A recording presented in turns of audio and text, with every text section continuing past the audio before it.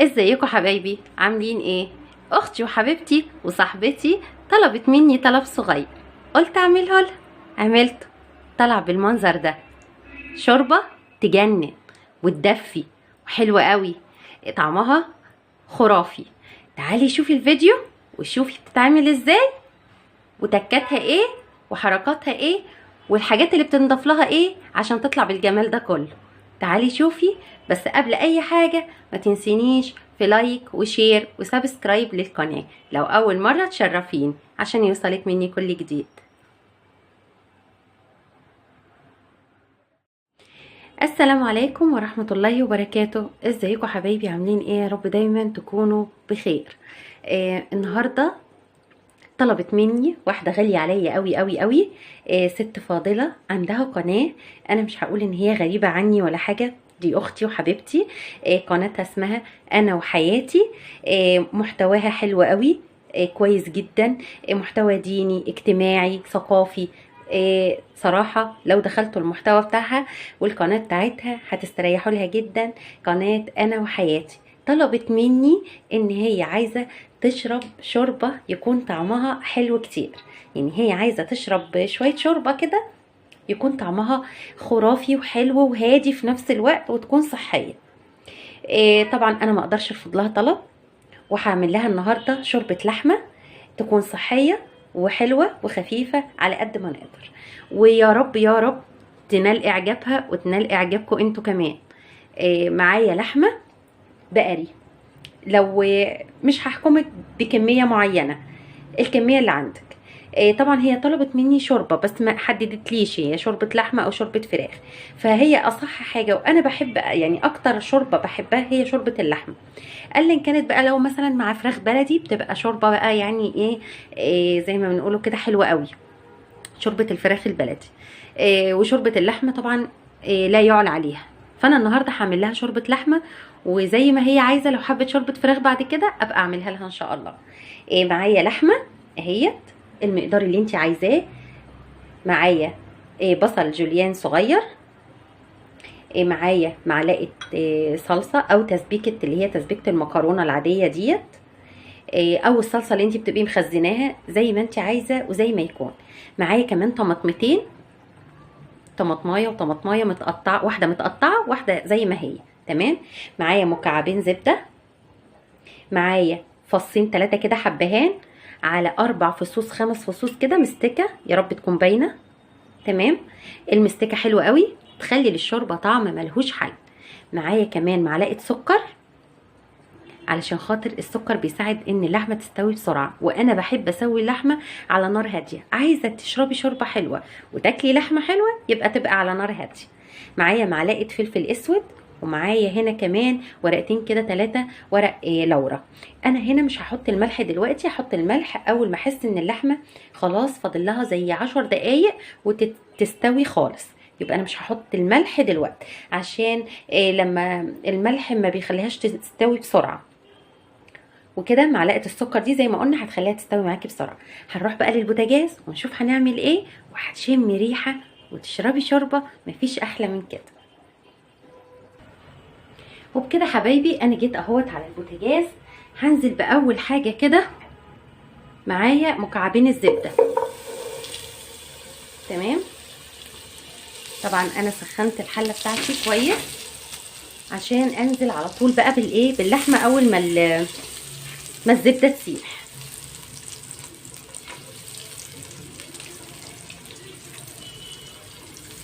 تمام كده. لو حابه تحطي بدل الزبده معلقه صغيره سمنه بلدي يا محلاها، يعني هتبقى خطيره بقى تمام. المتاح عندك حطيه. انا خلاص دوبت الزبده والحله معايا سخنه. هعمل بقى صدمه دلوقتي للحمه زي ما انت شايفه كده. طبعا انا وانا عند الجزار بجيب اللحمه بتاعتي بخليه يحط لي بقى قراقيش من دي. القراقيش دي بتخلي للحمه طعم حلو قوي قوي.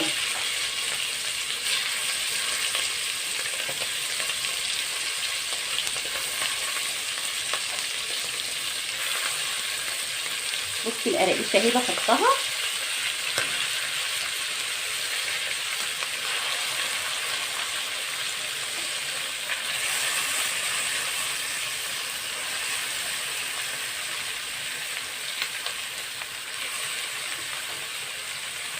انا كده حطيت اللحمه كلها اهي.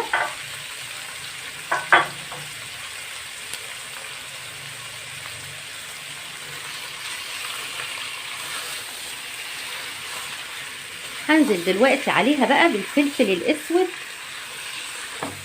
والسكر. اوبا معلش.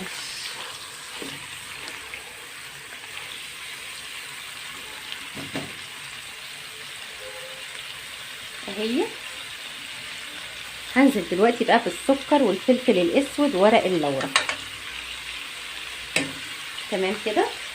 واحط كمان الحبهان والمستكه. لو حابه تحطي المستكه في البدايه خالص هو والحبهان ياخدوا تشويحه مع الزبده برضو بتبقى حلوه قوي. هديهم بقى كده تقليبه كويسه لحد ما يتشوحوا. هفضل اقلب فيهم لحد ما تتشوح وتديلي لون حلو كده. وبكده اهي خدت معايا نص تشويحه حلوه كده. تمام. هنزل دلوقتي بقى عليها بالطماطم، الطماطميه اللي متخرطه والطماطميه السليمه. وهنزل كمان بالبصل اهو.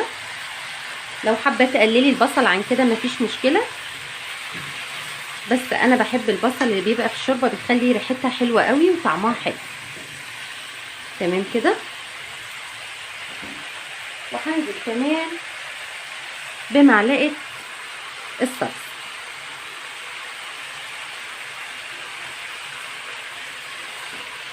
هدي بقى كده كله تقليبه. وطبعا لازم اكون محضره ميه سخنه، ما انزلش عليها خالص بميه ساقعه، لازم الميه تبقى سخنه وانا بنزلها عليها كده، بس لما تاخد وتدي كده مع بعضيها شويه كمان.